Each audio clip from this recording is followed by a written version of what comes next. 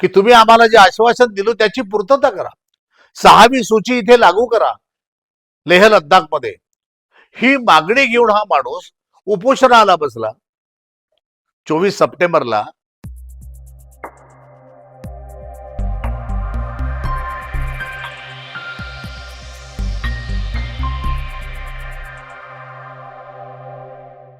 सर्वांना जय सेवा, जय बिरसा, जय भीम.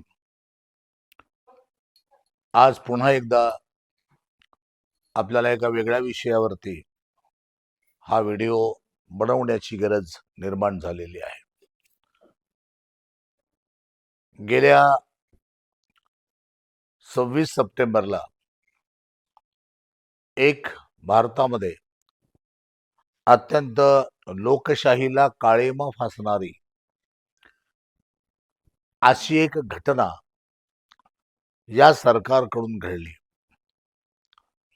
विशेषतः आदिवासींच्या संदर्भामध्ये हे सरकार किती असंवेदनशील आहे हे प्रकर्षानं सातत्यानं आपल्या पुढे येत आहे.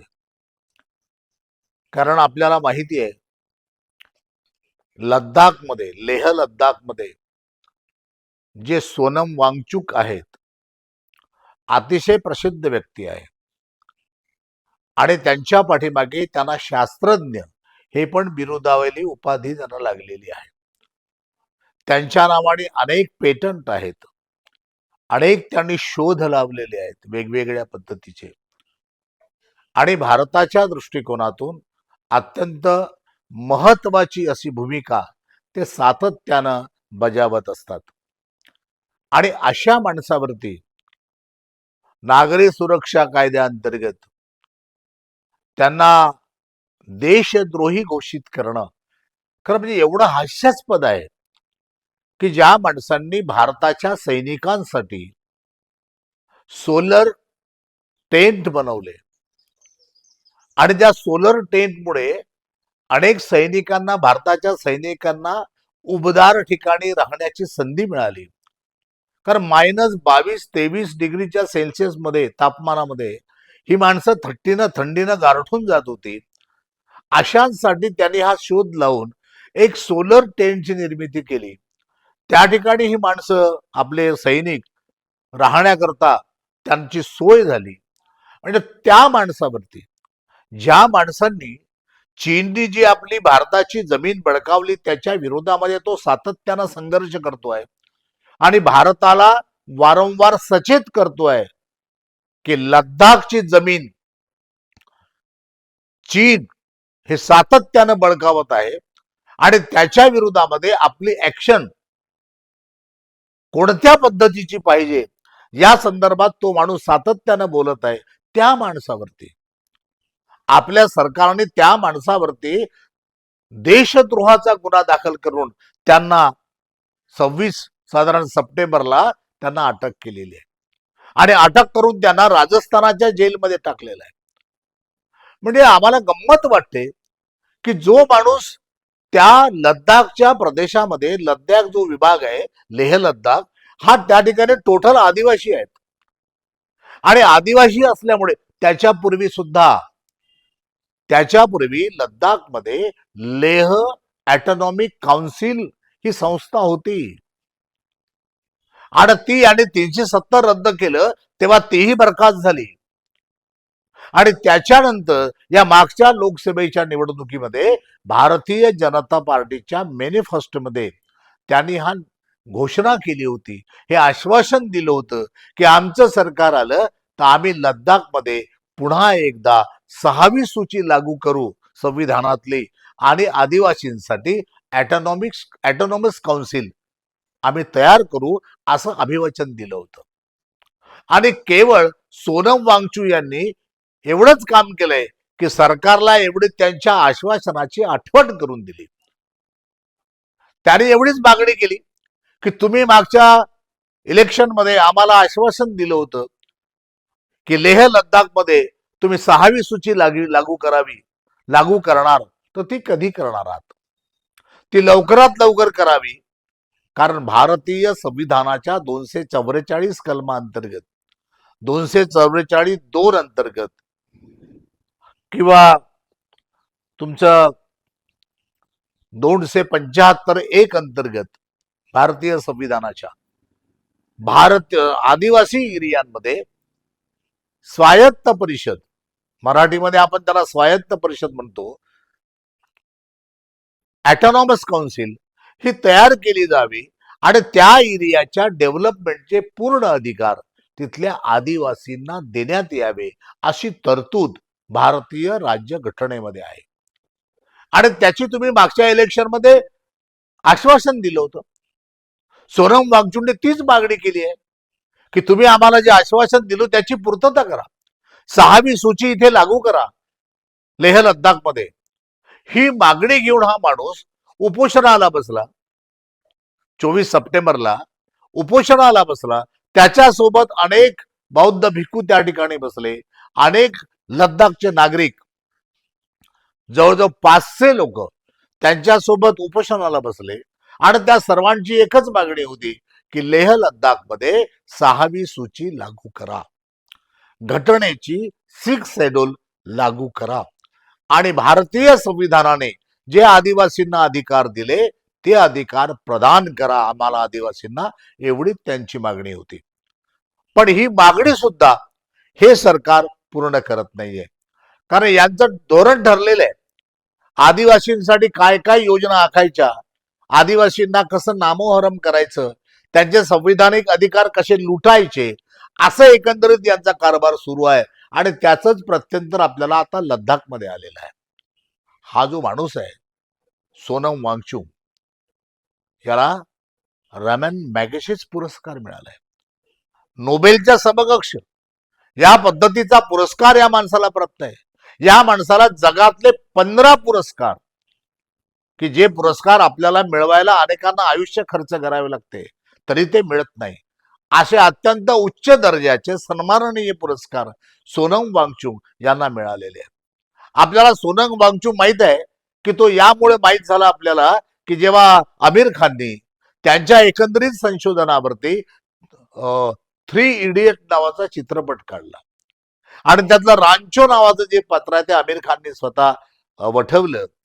त्यामध्ये सोनम वांगचुक यांची शिक्षणाकडे बघण्याचा दृष्टिकोन अत्यंत अफलातून आहे.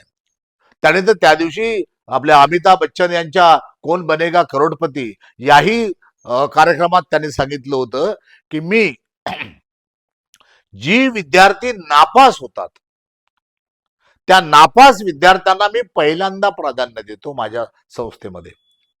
त्यांना त्या ठिकाणी प्रवेश देऊन त्यांच्यातला काय उणीव आहे हे मी शोधतो. त्याच्या सोबत सोबत त्यांच्यामध्ये काय बुद्धिमत्ता आहे, त्यांच्यामध्ये कोणतं कौशल्य आहे, ते अधिक डेव्हलप कसं करता येऊ शकते या दृष्टीने मी प्रयत्न करतो. आणि माझ्या संस्थेमध्ये आलेले नापास झालेले मुलं सुद्धा अद्यत्त तरबेज होऊन बाहेर पडतात. हे नवीन कन्सेप्ट आहे शिक्षणातली, नापास मुलांना प्राधान्य देण्याचं. हे सोनम वांगचुक करतोय त्या ठिकाणी. म्हणजे या पद्धतीनं शिक्षणावरती विचार करणारा माणूस, पर्यावरणावरती विचार करणारा माणूस. पर्यावरणाच्या बाबतीमध्ये काय सांगायचं की लद्दाख मध्ये पिण्याच्या पाण्याची इतका म्हणजे दुष्काळ आहे, तो भरून काढण्यासाठी किंवा तो नष्ट करण्यासाठी त्यांनी बर्फाचे पिरॅमिड्स उभे केले आणि त्या पिरॅमिड मधून ते तंत्रज्ञान आहे वेगळं, ते त्याने त्या ठिकाणी शोधून काढलं. आणि तुम्हाला हवं तेव्हा पाण्याची व्यवस्था कशी करता येईल त्या परिसरामध्ये हे तंत्रज्ञान सोनम वांगचुक यांनी शोधून काढलं. त्याने मी बोललो की सोलर टेंट तिथल्या सैनिकांसाठी ते त्यांनी निर्माण केले. शिक्षणाची वेगळी व्यवस्था त्याने त्या ठिकाणी निर्माण केली. रोजगाराची वेगळी व्यवस्था निर्माण केली. आदिवासींची संस्कृती, लेह लद्दाखची संस्कृती हे आदिवासी संस्कृती आहे. सोनम वांगचुक हे सुद्धा आदिवासी आहेत खरं म्हणजे. आणि म्हणून त्यांनी आपली संस्कृती ही कशी जोपासायची, तिला डेव्हलप कसं करायचं आधुनिक पद्धतीनं, याच्यावरही त्यांनी काम केलं. असं वेगवेगळ्या पातळीवरती या माणसांनी काम केलं. आदिवासींच्या भाषेवर त्या माणसांनी काम केलं. आदिवासींमध्ये असलेल्या औषधाच्या तंत्रज्ञानाबद्दल त्यांनी काम केलं. अशा वेगवेगळ्या पद्धतीनं सोनम वांगचुक यांनी काम केलं आणि म्हणून त्यांनी हे सांगितलं की हे काम करताना ज्या गव्हर्नमेंटच्या अडचणी येतात, त्यांना जे पेटंट घेताना सुद्धा अडचणी आल्या अनेकदा, आणि म्हणून त्यांना असं वाटलं की संविधानामध्ये जे आम्हाला तरतूद आहे 6व्या सूचीची, आणि या सरकारने आम्हाला आश्वासन दिलं होतं की आम्ही सरकार आल्याबरोबर आम्ही त्या ठिकाणी 6वी सूची लागू करू लेह लडाखला, कारण त्याच्यापूर्वी 370 आठवड्याच्या पूर्वी सुद्धा लेह लडाख हे ऑटोनॉमस काउन्सिल होती, हे या लोकांनी बरखास्त केली, आणि म्हणून यांनी आश्वासन दिलं होतं की आम्ही ती पुन्हा पुनर्स्थापित करू. कारण ती एकदा पुनर्स्थापित झाली, ऑटोनॉमस काउन्सिल ट्रायबल जे त्या ठिकाणी तयार झाल्याबरोबर त्या ऑटोनॉमस काउन्सिलला त्या एरियाच्या डेव्हलपमेंटचे पूर्ण अधिकार मिळतात. त्यांना आपला एरिया कसा डेव्हलप करायचा, कोणत्या योजना राबवायच्या, किती फंड कुठे वापरायचा, याचे सगळे अधिकार तिथल्या आदिवासींच्या ऑटोनॉमिक काउन्सिलला मिळतात. आणि ते जर मिळाले तर खऱ्या अर्थानं सोनम वांगचुक यांच्यामध्ये जी दृष्टी आहे तो असा दृष्टीचा माणूस त्या लेह लडाखचा स्वातंत्र्य आणि स्वतंत्रपणे हा विकासाचा अतिशय उच्च टोक हा माणूस गाठू शकतो, आणि ते होऊ द्यायचं नाही या सरकारला. आणि म्हणून त्यांना काही कारण नसताना अतिशय खोटे कारण देऊन, काय कारण दिली त्यांनी? पाकिस्तानकडनं काहीतरी निधी घेतला. काय ताकद आहे पाकिस्तानची निधी देण्याची आज? काही परदेशाकडून निधी घेतला. उलट सोनम वांगचुक सांगतोय की मी निधी घेतला, तो निधी कशाचा आहे? तो निधी माझ्याकडे जे विद्यापीठाचं तंत्रज्ञान आहे, आमच्या विद्यापीठाचं ते तंत्रज्ञान इतर देशातल्या लोकांनी माझ्याकडनं खरेदी केलं, त्यांच्या अभ्यासक्रमात त्यांनी ते लावायला माझ्याकडून परवानगी घेतली, आणि त्याची जी फीज आहे ते फीज इतर देशांनी मला दिली. आणि फार मोठी आहे का ती फीज? 2 लाख, 1 लाख, आणि तुम्ही त्याच्याकरता त्यांना देशद्रोही ठरवून राहिले आणि त्याला जेलमध्ये टाकलं तुम्ही. आणि तिथला डेप्युटी कमिशनर पोलीसचा त्याचं बयान आहे, तो असं म्हणाला की आम्हाला दोष देऊ नका, आम्हाला गृह मंत्रालयाने दिल्लीच्या त्याच्या पुढे जाऊन ते असं म्हणाला की अमित शहाच्या मंत्रालयाने आम्हाला आदेश दिले की सोनम वांगचुक वरती देशद्रोहाचा गुन्हा लावा आणि त्यांना अटक करा. एक डेप्युटी कमिशनर सांगतोय, तिथला एखादा डीआयजी सांगतोय की हे आम्हाला करायला भाग पाडलाय, आम्हाला दोषी धरू नका. हे जनतेला विनंती करताय, का तिथली जनता उठली आहे लेह लडाख मधली, ती जाळपोळ करत सुटली आहे. तिथं आता या सरकारने सगळं इंटरनेट बंद केलं आहे, त्या ठिकाणी कर्फ्यू लावलेला आहे लेह लडाख मध्ये, तिथलं जनजीवन विस्कळीत झालेलं आहे. असं एकंदरीत त्या जगांचं चित्र आहे. आणि हा सोनम वांगचुक याला देशद्रोहाचा गुन्हा या लोकांनी त्याच्यावर लादलाय, तो त्वरित त्यांनी मागं घेतला पाहिजे, तो गुन्हा मागं घेतला पाहिजे, त्यांना त्वरित मुक्त केलं पाहिजे, अशी बिरसा क्रांती दलाची मागणी आहे प्रधानमंत्र्याकडे. आणि त्या संदर्भात आम्ही महाराष्ट्रातल्या प्रत्येक जिल्ह्यातून आम्ही ते निवेदन पंतप्रधानांना पाठवणार आहोत आणि त्यांना सांगणार आहोत की हा आदिवासीवरती, कुठल्याही आदिवासीवरती असो, भारताच्या कोण्याही कोपऱ्यातल्या आदिवासीवरती होणारा अन्याय हा आम्ही हाणून पाडू, आम्ही त्याच्या विरोधामध्ये संघर्ष करू, आम्हीही रस्त्यावर येऊ.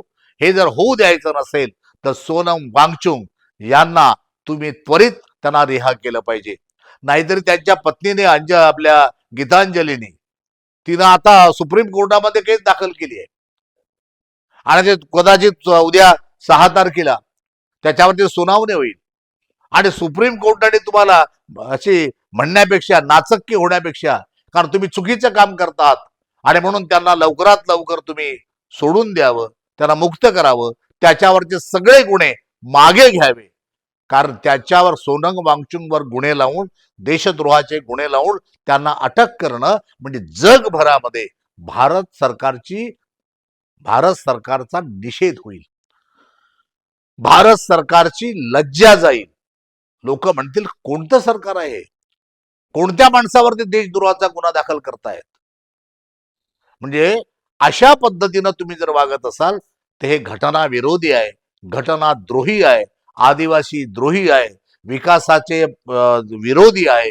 आणि म्हणून आमची तुम्हाला एकच मागणी आहे बिरसा क्रांती दलाची, की तुम्ही त्वरित सोनम वांगचुक यांना रिहा केलं पाहिजे, मुक्त केलं पाहिजे. धन्यवाद.